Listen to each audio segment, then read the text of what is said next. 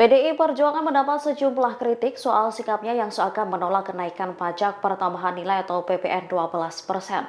Pasalnya kenaikan PPN ini disebut diinisiasi oleh PDIP.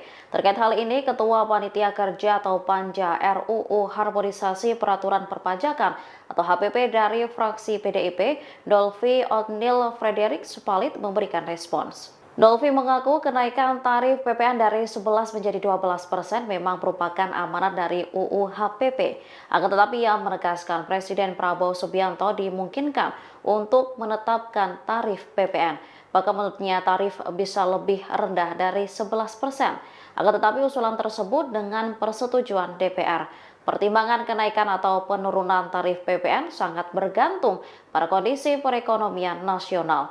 Nantinya apabila pemerintahan Prabowo tetap menaikkan PPN, ada sejumlah PR yang harus diperhatikan pemerintah, mulai dari pertumbuhan ekonomi hingga penciptaan lapangan kerja.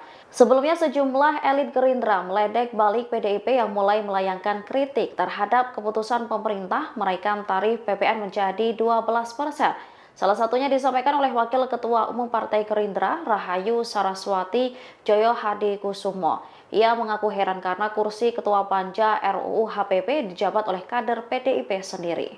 Download Tribun X sekarang, menghadirkan lokal menjadi Indonesia.